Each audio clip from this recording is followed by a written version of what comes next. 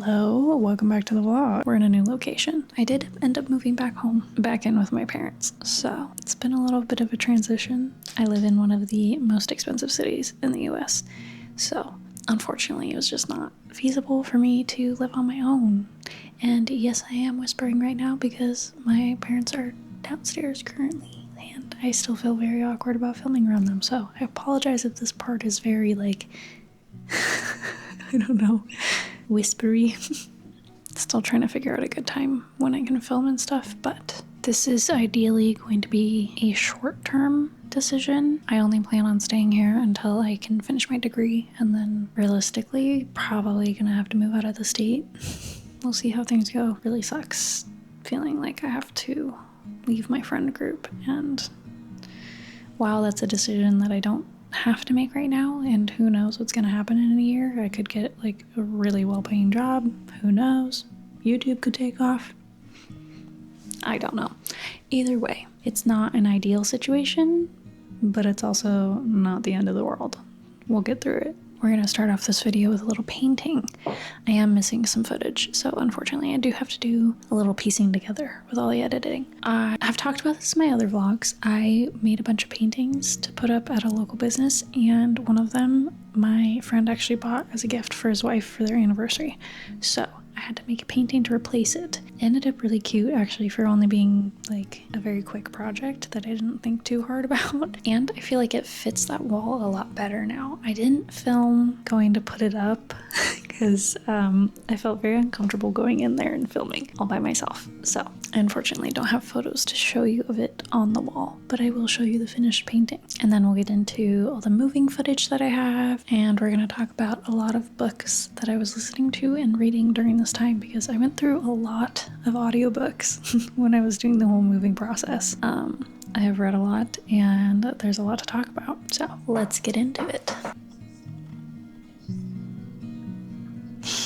Okay, we have a little side project today because I have been actively moving all of my stuff.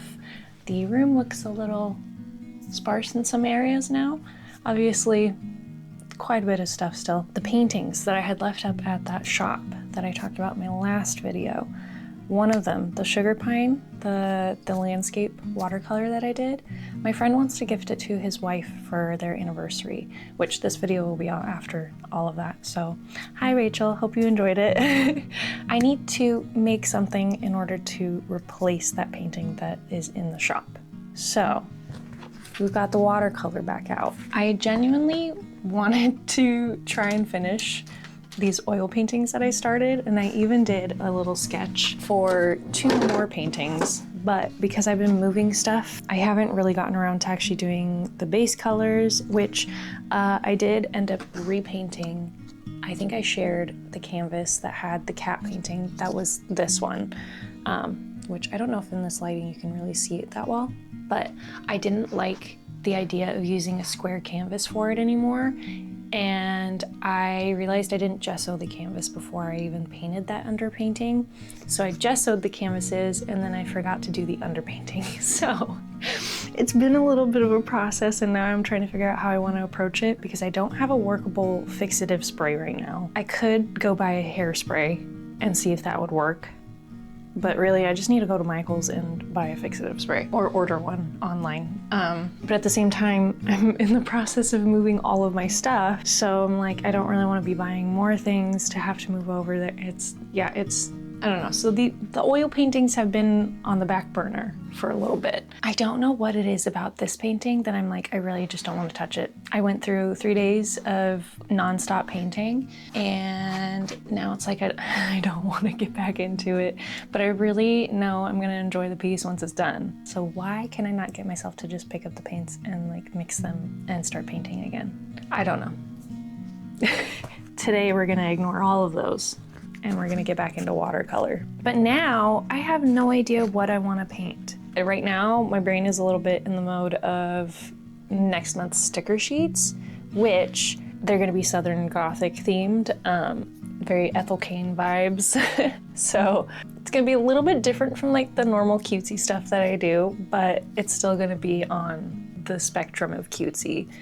I have like an idea in my head and I really want to get it on page. So I'm like, I could try and do a watercolor painting that's in that realm, that's like kind of gothic, but then at the same time still cutesy, because like it does have to be cohesive with the other paintings that I have up there right now, and all of those are very like bright and colorful. I kind of have to stay in that realm, so I don't think a Southern Gothic painting is going to really fit in with that. So I was brainstorming bugs and like nature themes. I love painting bugs, but today I want to get the sketches done and then potentially, hopefully, start painting. Let's get started.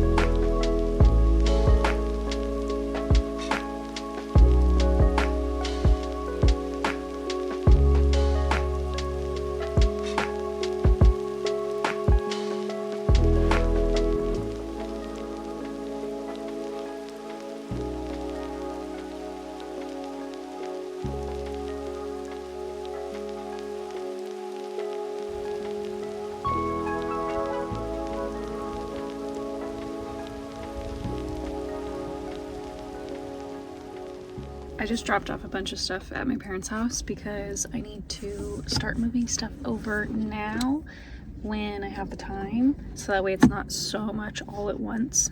But I stopped by a grocery store over there that I don't normally go to, and I got this chamomile lavender. It's actually really good. I'm not always a big fan of lavender because, or at least in teas, because sometimes it's really overpoweringly like perfumey.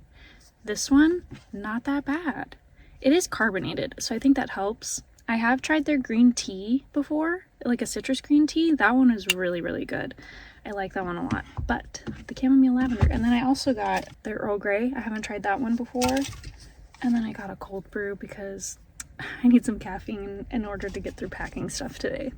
I'm moving a lot of like the non-essentials right now. I don't know how much I'm gonna actually share with you guys on like the moving process, because it's gonna be like over the span of a month and a half, but I will share the room. It is getting painted right now. It was like this bright neon blue tape color, you know, like masking tape.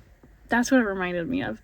And I was like, can I repaint it? And my mom was like, I'll do it. I don't mind doing it. I like painting rooms, but she went ahead and started painting it. It's like a cream color. I think it's gonna look good because I'm gonna use that room as like my art room. I want to put all my school stuff in there, and then my computer and my easel and everything. So it's gonna be like a space dedicated to just all of my art supplies essentially. So I think having like a neutral background like that is gonna be helpful for like taking photos and doing scans and getting like a good sense of colors. And then for the room, we're doing kind of like a mauvey brown color. I really, really love the dark red that I have in this house right now, but the problem is it is very, very dark. It wouldn't be an issue, I think, if the house had better lighting. Right now, all of these windows don't get any lighting throughout the day. The house is so dark. So I think I'm just like ready to have a little bit of a brighter mood, you know, or like a little bit better lighting. It gets so depressing. I love the red though. I was so tempted to do it again, but also it's not my house, so I need to kind of like curate it a little bit to the rest of my mom's house. So I did pick like a good middle ground, I guess. But yeah, that's the update. It's getting really hot in the car now, so I'm gonna go inside and start packing some more stuff, and I will see you when I see you.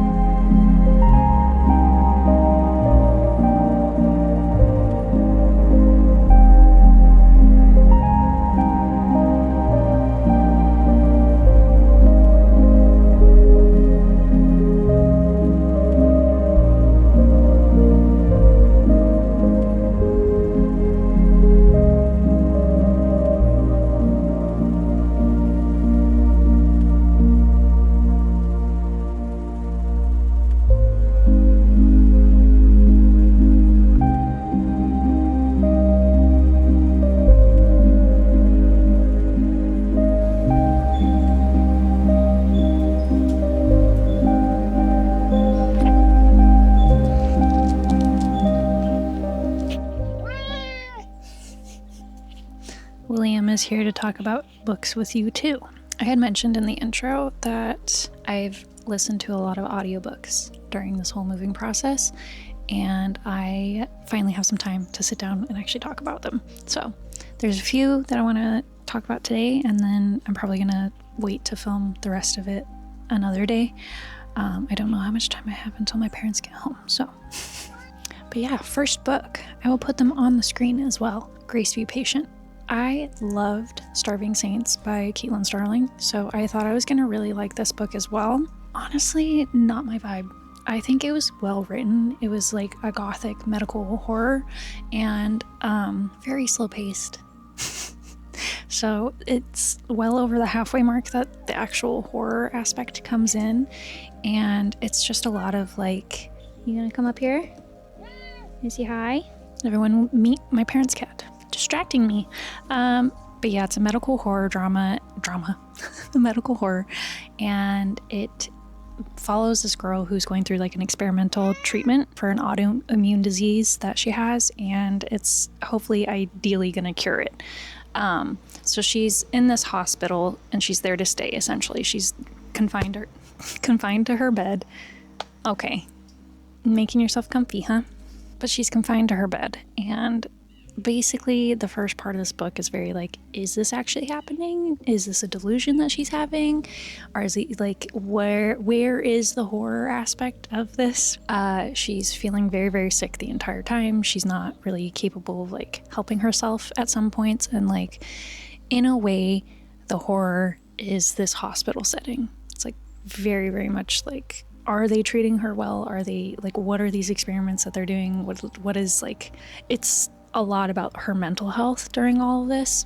And then over halfway through, you actually get into the real reasons behind what's happening and like what the experiment is and all of that. And like I said, it is very well written. I think it just wasn't for me. I personally don't find books that are that slow to start all that interesting. I kept putting off listening to the book because I was just losing interest a little bit, but it was not a bad book. Starving Saints and what's the other one? Luminous Dead. Those two are one of my top favorites by this author. I would highly recommend those. But if you do like the medical horror kind of aspect, I think that this is also a good option. I personally gave it a 3.5 out of 5 stars. It is what it is. The other one that I read, The Secret Lives of Murderers' Wives. And this one is by, what's her name? Elizabeth Arnott. This one I actually really, really enjoyed. I sometimes have a hard time with crime novels because I feel like they're a little too predictable. A lot of them follow the same format. It's hard to make it really exciting and like something that isn't predictable. So this one, while the ending was predictable, it went about it in a really like interesting way. It kept my interest throughout the entire book. It's a lot of very summery 60s vibe. You're following these 3 wives of convicted murderers and like serial killers, and they are living in this town that is going through another series of murders, and they're trying to get the police involved. The police aren't really dealing with it well, or like they're kind of half-assing it a little bit. And so these wives are like, we want to protect the women in this town, so we can see the patterns that are happening, and we're going to do our own research and we're going to find this guy. So they're kind of like on their own little mission. It's a very easy read. I love the atmospheric kind of like summer vibes to it.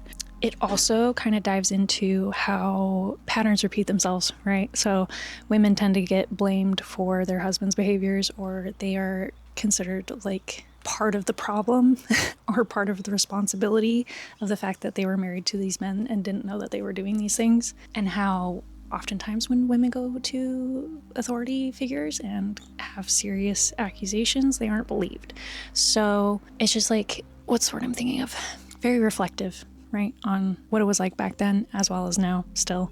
So that one I gave a 4.5 out of 5 stars. Really, really liked it. And then the last one I wanted to talk about before I run out of time, The Everlasting by Alex E. Harrow. I am not a romance reader. This one I went into thinking there would be a little bit in there, but it would be mostly fantasy, and it was for the most part. There is like a section of the book that I kind of skimmed over because I was getting a little bored, but for the most part. Very interesting time travel fantasy book. There's this man, he's a historian, he's very cowardly, he's very like skittish. He is sent back in time to handwrite the story of this legendary knight. And she's very strong, she's big, she's just like scarred all over, and she's scary, but he is so infatuated with her. And I love that dynamic. I love the different representation of like gender and sexuality in this book. And I think that it's like really, really good at telling the storyline while also being a romance, if that makes sense.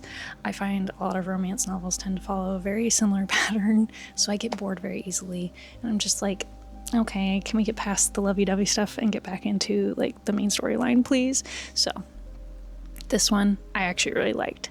It also was one that I kept thinking about after I read it, and I was actually talking to my sister about it too, because she read this and I was like, I think you'd like it, and she's like, I actually read that. So we both were kind of on the same wavelength of like, we kept thinking about it after it was done. I feel like the fantasy time travel aspect of it was really well thought out to a point where it's like, ooh, what's gonna happen next? This was a very fun read. I did start I Who Have Never Known Men by Jacqueline Hartman. I have the physical copy of that one, but I'm just not like super interested in it right now. So I don't think I'm going to continue that one until later this year. I feel like it's more of like a winter read. I don't know. I wanted something summery and like that kind of vibe. Oh, the most recent one that I read and absolutely loved, The Hounding by Zenobie Purvis. This one, I want a physical copy of the book so bad because it was so good. When I gave a 5 out of 5 stars because it was like perfect. I would listen to the chapters and then I would want to actively listen to more. I wouldn't want to go to bed kind of thing. Not a lot of books lately have been doing that. So they described this as a combination of The Virgin Suicides and The Crucible. So accurate. You're following these 5 girls who are accused of turning into dogs. It's in the 18th century, and this rumor spreads throughout this town, and these girls are being caught up in it, and it's just like you're following this storyline, and you're like, ooh, this man is just ruining everything. It's a very moody setting. It's very like psychological in some ways, and not too hard to read, but I loved this one a lot. I think that's all that I'm going to talk about right now because my back is in the sun and I'm kind of burning up here. I do need to start working on the next sticker sheets, and I'm thinking we're gonna do like a frog and toad vibe, you know, like very cozy little pond frog theme. I'm gonna do some sketches today. I need to do some homework though. I got a discussion post that I need to do, so there's a lot I gotta get done. But yeah, I'll talk to you guys in a bit.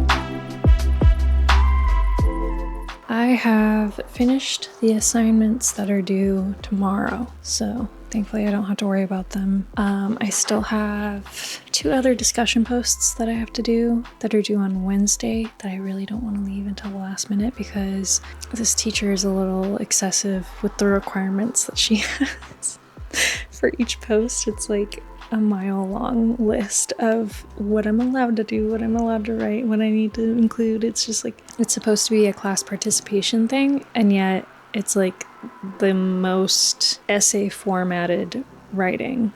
Either way, I'm exhausted. The cats are having a hard time transitioning to being here at night.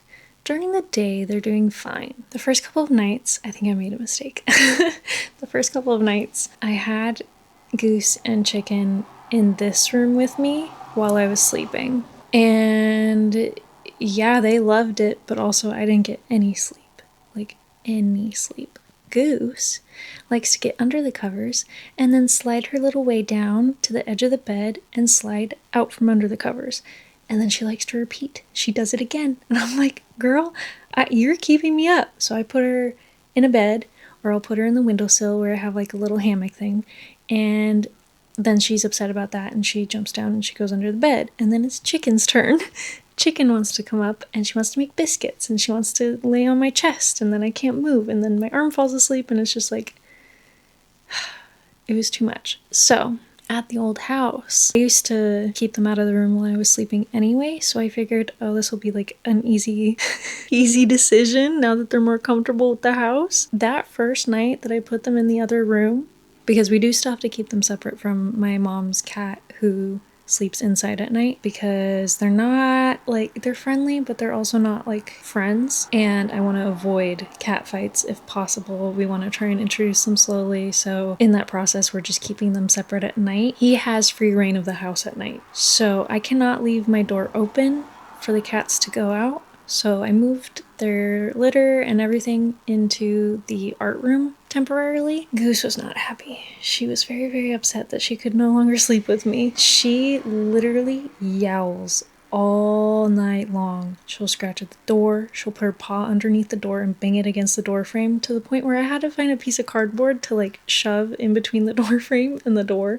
so she wouldn't be making a huge banging noise all the time. And yet still she's there scratching and scratching and scratching and yowling and meowing and just like so upset. And there was one night where she kind of stopped until she heard me get up in the morning. She hears my alarm and she starts yelling again. But at least like I got some sleep that night. But last night was so bad. She was crying all night long, meowing nonstop, kept scratching the door. She was furious that she was in that room. They are still not at a point where we can really let the cats interact with each other at night unsupervised, so William sleeps with them in the bed anyway. He's in that room all night long. He doesn't really leave until the morning when my dad gets up, so they're gonna try and close their bedroom door, and then I'll leave the cats free reign of the house. My cats, free reign of the house. We're gonna see how this goes, but a whole 2 weeks of like poor sleep has been weighing on me. I'm so exhausted. I'm trying not to let it affect me, because like the cats are getting used to the space, they're getting used to a new house, they're like figuring things out. It's not their fault. But oh my goodness, Goose. That girl's killing me right now. She's just like, it's too much. But it's like 6 o'clock and I want to go to bed. I'm so tired. Probably make myself a little coffee and then regret it later. Honestly, I'm probably going to be tired enough to just go to sleep anyway. But I need to get some kind of energy so I don't fall asleep right now. I've been seeing this all over TikTok and I thought I would try it, and I don't think I like it. But the only other thing I have right now is decaf cold brew, and that's not gonna help. So we're gonna make some of this. I think I might still try and go outside and read a little bit. That looks a little too creamy. Whoops. Well, too late now.